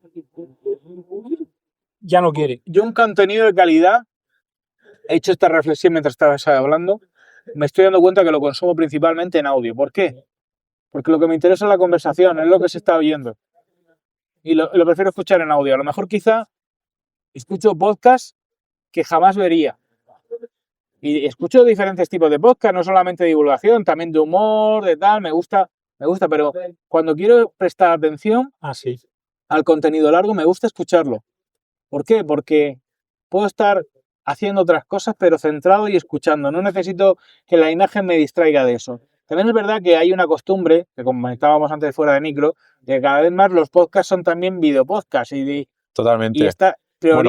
priorizan la imagen sobre lo que se está hablando. Y entonces a veces tiene la sensación el espectador y sobre todo el oyente de quedarse fuera, porque de repente oyes un silencio y dices, ¿qué está pasando? Porque no es un silencio reflexivo, ni es un silencio que tú puedas interpretar, es un silencio de ha pasado algo, el cómico ha hecho algún gesto que nadie ha pillado, Totalmente. o el divulgador ha hecho un corazón con las manos y no nos hemos dado cuenta. Eso en realidad, bueno, estaba pensando en la definición de podcast. Podcast es play on demand cast. Es algo a la demanda. Puede ser audio o puede ser vídeo. El origen antiguo es únicamente audio. A mí lo que me ha pasado, compartiendo con lo que comentabas tú, es que hay ciertos podcasts que sigo desde hace muchísimo tiempo solo en audio y alguna vez me ha dado por verlo en vídeo y realmente me distrae porque me pongo a ver las caras de la gente. Entonces, cuando la conversación es una conversación centrada en audio, tal. Otra cosa es que sea que utilizan vídeos o algo, pero entonces ya no es un podcast. Bueno, esto tiene mucha discusión. Y además que nosotros estamos grabando en vídeo ahora mismo también, porque también queda un poco por el mismo esfuerzo, tal. Pero está habiendo tanto cambio de formato y a lo que comentábamos anteriormente, entonces yo tengo la curiosidad, cómo hacer, por lo que comentabas tú, de que, por ejemplo, la asociación de la ADC Murcia, ¿no? Organiza un evento, todas las complicaciones que hay para que el mensaje llegue a la gente. Es complicado. ADC Murcia tiene una lista de correo que se puede poner luego en la nota del programa para que la gente la quiera seguir. También la página para que la gente que se quiera apuntar, haceos socios que estéis en Murcia, hombre. Pero es muy complicado porque puedes tener un evento de puta madre, si se me permite decirlo en este podcast. Sí. ¿Cómo haces que le llegue a la gente el tema, no? Tú puedes comentarlo en tus redes sociales, en tus cosas, pero es difícil que le llegue a todo el mundo. Por vuestra experiencia, ¿cuál es la mejor? Ha cambiado. Obviamente antes podíamos lanzar una nota de prensa al diario de referencia, aquí en la región de Murcia, a las emisoras principales, y sabíamos que si lo lanzábamos tal día, dando un par de días de margen para que la gente corriera un poquito el boca a boca, podíamos tener fácilmente un evento, y nos ha llegado a ocurrir que un evento planificado un martes, un viernes tenía una audiencia brutal. O sea, estábamos hablando de martes, oye, vamos a hacer esto, lanzamos una nota de prensa, sí, si sale mañana sabemos que jueves, viernes se crea un poco la burbuja y tenemos esa capacidad de penetración para llegar y tener un lleno absoluto. Hoy en día eso no te sirve absolutamente de nada. Yo recuerdo... ¿Y hacéis algo vosotros? ¿Que si hacemos algo? Sí, me refiero a la hora de dar ese conocimiento, esa publicación, ¿cómo lo hacéis? Es decir, la radio, la televisión, periódico, redes Todo, sociales. intentan todo, ¿no? Ahora ya vamos a todo. Obviamente estamos en una fase en la cual tenemos un público que es fiel a su lista de correo, fiel a cosas que son antiguas, el post en el blog oficial, la web oficial de tal, pero estamos experimentando a ver cuál es el formato que penetra más, que nos genera que la gente llegue. Que si canal de WhatsApp, canal de TikTok, Instagram y demás, al final una historia puede tener un éxito. ¿Qué funciona mejor ahora mismo? ¿Qué funciona mejor? ¿La lista de correo de toda la vida? Porque el problema con las redes sociales es que como están viciadas por el algoritmo, tú puedes soltar lo que quieras. Si el algoritmo no le gusta lo que Pero estás... sí, esa persona, digo porque en mi caso me gusta estar siempre atento a conciertos y en la sala VIP, Ujú. por lo que sea en Instagram, me jodí una vez y cada X tiempo ¡pum!, me sale el mensajito. Concierto tardía de este grupo. No me gusta. Pero ya me ha fichado a mí que ese evento lo suelo pinchar y quedarme 3 segundos, 2 segundos. Sí. A lo mejor ese canal, obviamente no todo público, pero los fieles que más o menos quieran, 2.000, 3.000 personas, pues al final sabes que siempre va como el correo. Van a ver Sí. esa noticia. Al final yo creo, y es una cosa que todavía no estamos desarrollando mucho, pero sí que es una idea que llevo. De hecho, este año he empezado con que voy a hacerme los doceños. Está bien. De hecho, retomando, bueno, de hecho yo diría que hay un formato que creo que es el que impera sobre todo hoy en día y es el tema de dar píldoras, Entonces al final, si tú das una píldora de contenido, y es verdad que la asociación durante los eventos ha hecho muchísimo, próximamente a lo largo de este año he decidido que toda una serie de vídeos que teníamos almacenados y que por tiempo no habíamos podido editar, lo vamos a ir lanzando.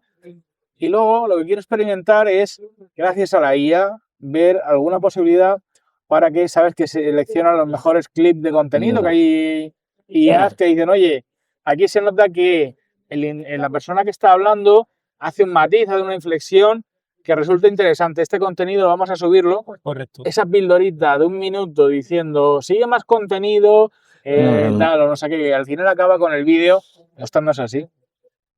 La verdad que el contenido hoy en día y el cómo se presenta y esos primeros 5 segundos, tenía una discusión hace unos días con una persona que es una artista, que me decía, es que no sé qué está pasando, dice, pero yo soy un artista que se dedica al tema de la pintura y demás, dice, no sé qué pasa, que solamente me estoy encontrando con tipos que intentan ligar conmigo. Dice, tengo ha empezado hace poco relativamente, dice, tengo sí, estoy creciendo muchos seguidores, 2.000, 3.000. Yo claro, digo, pero es que tú lo que no estás mostrando en esos primeros 5 segundos, te muestras a ti. Te estás presentando tú. Y el problema que tienes es que a lo mejor lo que necesitas es que el contenido, en este momento de alta demanda, es que lo primero que enseñes sea tu pintura.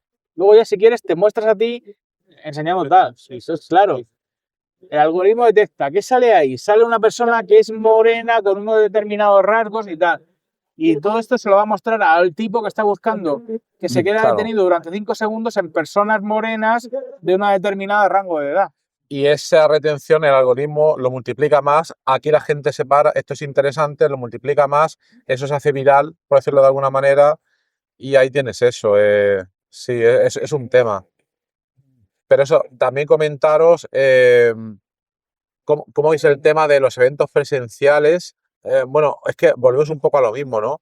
Tú puedes organizar unos eventos presenciales maravillosos, pero si no los anuncias de manera que lleguen a toda la gente, ese es el problema. Los puedes anunciar con lo que comentábamos, haciendo clips, haciendo cosas virales, pero no es una cosa obvia y el algoritmo va cambiando tanto que a ver por dónde tira cada uno, ¿no? Entonces es complicado. Sí, llega el momento en el que el algoritmo te dice, te hemos apoyado durante mucho tiempo, Claro. pero ahora es el momento en el que pases a una cuenta premium y demás y dices, oye, yo esto lo estoy Exacto. haciendo por amor a la divulgación, pero no me puedes Claro, incurrir claro. a que yo esté pagando por esto cuando yo no estoy recibiendo ningún revenue, no estoy recibiendo ninguna ventaja por parte de todo esto. Sí, pero el algoritmo es el algoritmo. Son empresas que están destinadas a ganar. Claro. Me sorprende que, por ejemplo, tecnologías como Blue Sky, como plataformas como Blue Sky, donde han optado por no tener notificaciones o no tener tal, digo, es todo muy idealista, digo, pero no... ¿Está funcionando eso de alguna manera? Tipo Blue Sky, Mastodon y todo este tipo de cosas. De momento veo que hay un ecosistema, pero yo creo que es Hay cuatro gatos. Esto ocurre, claro, va por ratos y va. Yo quiero pensar, me gustaría darle una oportunidad que esto de verdad Ya. cambiara y sirviera para cambiar y para tener una experiencia con las redes sociales un poquito más sana. Pero al final, Twitter le ha pasado, al final te va premiando el que se genere conflicto. O sea, es una red de trolls, es que el conflicto te lo ponen en el top, era lo que estaban buscando. El contenido genera conflicto. El contenido que a ti te gusta en Instagram o en TikTok lo vas a ver el primero, no te van a dar contenido que tú ya no sepas. A mí me gusta el tema de la aeronáutica, pues me sacan vídeos de aeronáutica y del espacio. Si yo abro mi TikTok, yo a mí cuando alguien me dicen, es que yo a mí mi TikTok no me muestra nada, yo porque no le has dicho realmente qué es lo que te gusta. No lo he entrenado. Claro. En cuanto tú le enseñes qué es lo que te gusta y hagas así, pasados los primeros 5 segundos y tal, o antes, ya vas a ver lo que te gusta y a partir de ahí te va a generar contenido. El problema que apuntáis, y ese es el gran problema, si el contenido te lo está mostrando en el momento que tú lo necesitas, que la persona que te lo está enviando necesita verlo. Claro. Y con eventos, no. Entonces creo que ahora ya el consumo de eventos en tiempo real va a ser difícil. Sí. Va a ser difícil. Eventos en tiempo real presencial. Presencial, sí, el decir, oye, este martes vamos a hacer esto. Yo, como viejo, que me defino, me cuesta entenderlo porque a mí al menos pues me llama más. Has dicho ya varias veces lo de viejo, vamos a cambiar el término. Tienes mucha juventud acumulada. Correcto, vale. No hace falta eufemismos, pero bueno, se entiende. Entonces, la gente joven, digamos, la gente joven, vamos a hablar 20, 25 años, que es el futuro de la divulgación, por preguntar también, ¿cómo los ves? Tú que estás ahí al pie del cañón. ¿Cómo los ves? Porque imagino que habrán algunos que son nativos de TikTok, Instagram y cosas de este tipo y de los vídeos cortos, están ahí empujando, pero ¿ellos se mueven en términos de presencialidad y eventos o no? No. De hecho, una de las cosas que yo creo que nos pasa a los que tenemos hijos en esta adolescencia es que te das cuenta de, oye, algo que sea inmediato, el llama a una persona, es algo que ellos, la comunicación en tiempo real, bidireccional, es algo que no practican. Que no practican. Que no practican. Vale, ya. Pero es claro. algo que lo hemos comentado Ya. todos los que somos padres en esta de adolescencia, cuando veis que están formando la personalidad, te das cuenta que le dices, oye, vas a ir, por ejemplo, un caso concreto que me ha pasado hoy. Decirle a mi hija, me dice mi hija, papá, me voy a ir con una compañera, me voy a ir hasta sus extraescolares. ¿Vale? Perfecto. Avisa a la amiga con la que te sueles ir normalmente que hoy te vas con otra. Ah, sí, le mando un WhatsApp y digo, pero si te vas en 5 minutos. Si esa persona no lo lee en los próximos 5 minutos, tal, digo, tienes que llamarla. Digo, claro. Llámala para tener eso. Las personas de hoy en día, los jóvenes de hoy en día, no se han formado en comunicación bidireccional, en interacciones bidireccionales unos a otros. Y eso es algo que se está perdiendo. Sí. Eso es algo que es terrible, porque el que lo pierde, si pierdes esas habilidades interpersonales de dirigirte a alguien, vamos a perder. ¿A dónde nos movemos, no? ¿A dónde va el mundo con ese tipo de cosas? No. Y el problema es que si quedan 3 o 4 que sean lo suficientemente hábiles, van a ser muy persuasivos. Eso van a ser lo del project management. Y más, y más.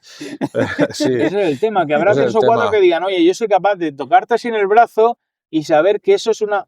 Porque son personas que viven ahora mismo centradas en pantallas. Viven en pantallas y aparte, yo es que lo hablo mucho con mi hija, digo, lo que quiero es que tú tengas esa capacidad de que la pantalla a ti no te domine. Es decir, y si yo a mi hija tengo los controles parentales, si yo a mi hija le quitara los controles parentales, estaría desde que se levanta hasta que se acuesta en una realidad totalmente alternativa. Claro.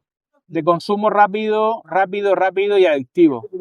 Entonces, en este momento en el que a muchos se les está formando su personalidad y la plasticidad cerebral es tremenda, si en ese momento no fijas tú las ideas de su comportamiento de cara al futuro, me vas a encontrar en un problema. Y ojo, es complicado. Yo me considero una persona que tiene una cultura global, bastante... No me quiero considerar una persona, pero sí que me gusta cultivar todos los aspectos de culturales y científicos y demás, y me gusta hablar de todo. Siempre he sido una persona que me gusta tener unas miras muy amplias. Intento transmitirlo eso a mis hijas. Uno lo intenta todo. Otra Sí. cosa ya es lo que pasa luego, pero hay que intentarlo. Pero si todo lo van a centralizar en especialización, en rapidez, contenidos rápidos, muy, muy subjetivos, muy Lo que pasa es que aquí hay un factor que tú puedes controlar y otro no puedes controlar, que es la sociedad. Es decir, tu hija luego sale de tu entorno y se rodea de sus amigos, su entorno. Si este entorno, su interacción es otro, se va a ver desplazada. Entonces al final también se ve arrastrada a interactuar por WhatsApp, a no llamar, a hacer otro tipo de actitudes que tú lo estás potenciando. Entonces va a haber un conflicto, es decir, ¿qué hago al final? ¿A mi padre o a la sociedad? Mira, siempre lo digo y es una cosa que es un mantra que yo mantengo cada vez que tengo una entrevista en el cual me preguntan por mi faceta de divulgador. Y sobre todo la esperanza es: los niños son científicos por naturaleza. Ah, sí. Nacen científicos por naturaleza. ¿Por qué? Porque tienen curiosidad innata. Innata. Solamente una persona que haya mantenido su curiosidad a lo largo de toda su vida puede llegar a ser un científico o tener un espíritu medianamente crítico, un espíritu medianamente de razonar las cosas. Si eso no lo cultivas, y desgraciadamente ni la sociedad que tenemos hoy en día nos lo permite, ni la política que tenemos hoy en día nos lo permite, sino que está todo lo que se nos mueve alrededor, ya sean objetivos empresariales, objetivos sociales, objetivos tal, van a la especialización, a que tú consumas de una determinada manera y actúes de una determinada manera muy formateada. Y no quiero ser una persona que tenga una visión negativa. Yo creo que sí, que al final en nuestra sociedad habrán científicos muy brillantes en los próximos años, Sí. y habrán gente muy brillante en los próximos años. El problema es que cada vez esa sociedad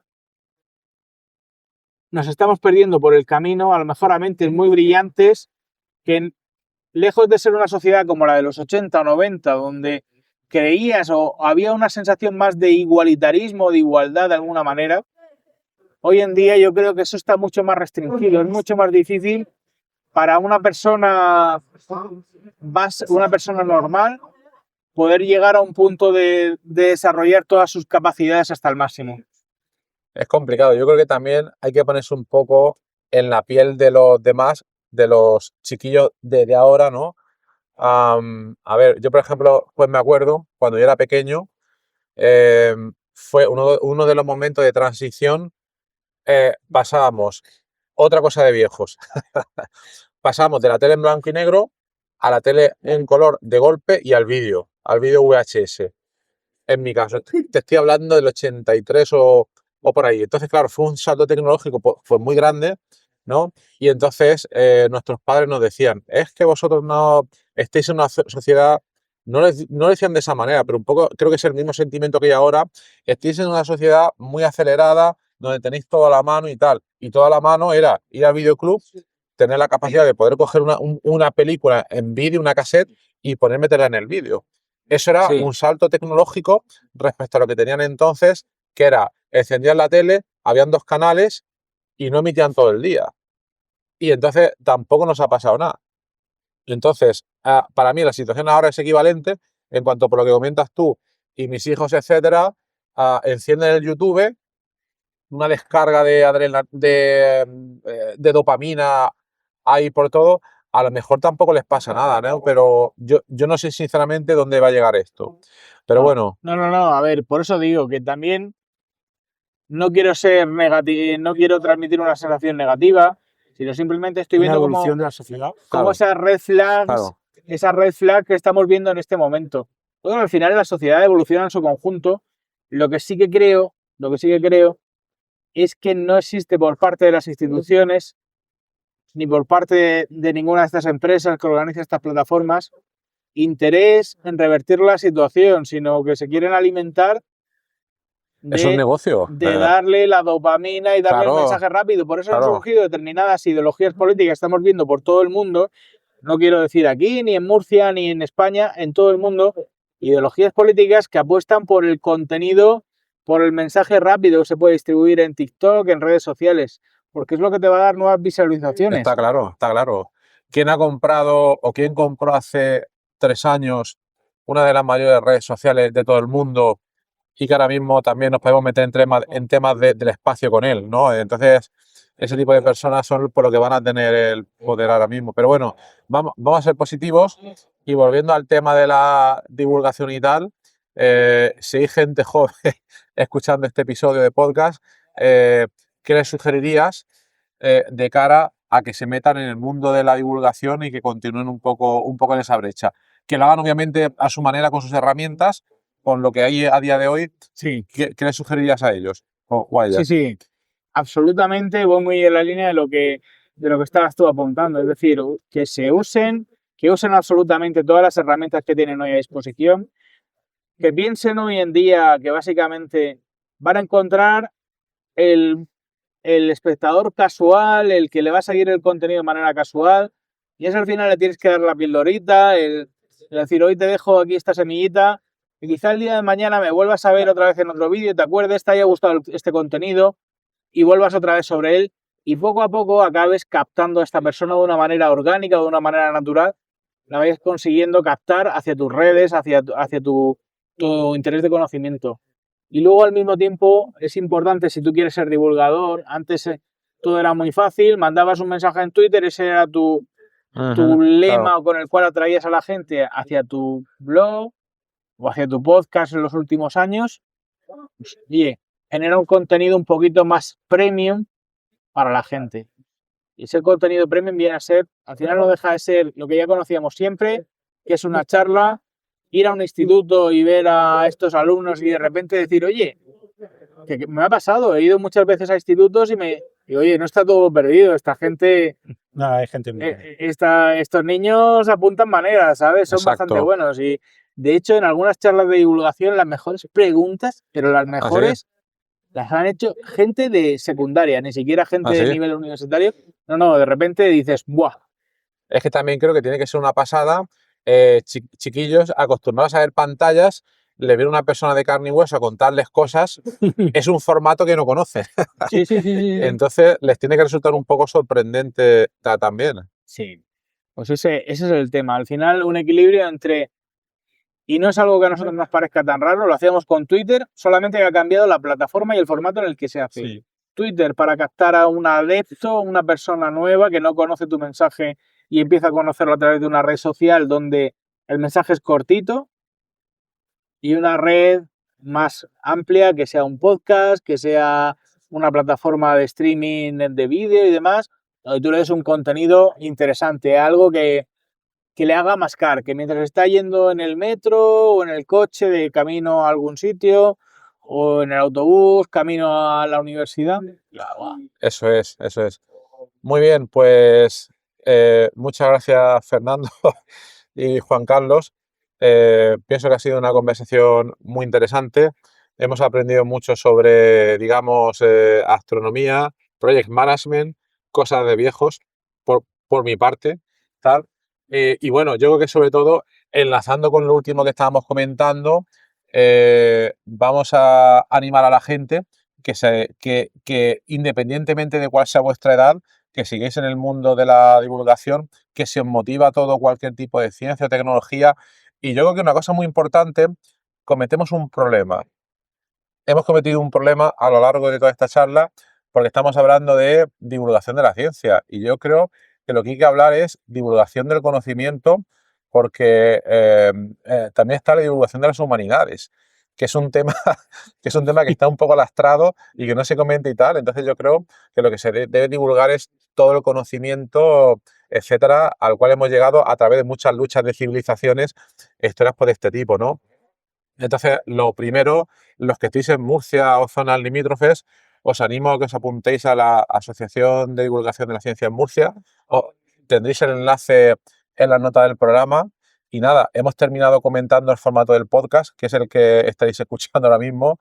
pero bueno, os podéis animar, hay 100.000 plataformas, 100.000 tecnologías, podéis aportar vuestro granito de arena de cualquier manera y bueno, y si tenéis más dudas sobre lo que Fernando ha contado, tendréis su dato de contacto en la nota del programa y de Juan Carlos también. Entonces, nada, muchas gracias a los dos por este Ha episodio. sido un auténtico placer compartir cervezas y Correcto. compartir pensamientos con vosotros. De verdad, encantado. Igualmente, Un placer. igualmente. Pues nada, gente, hasta la próxima y nos vemos en otro episodio en directo o en diferido o como sea.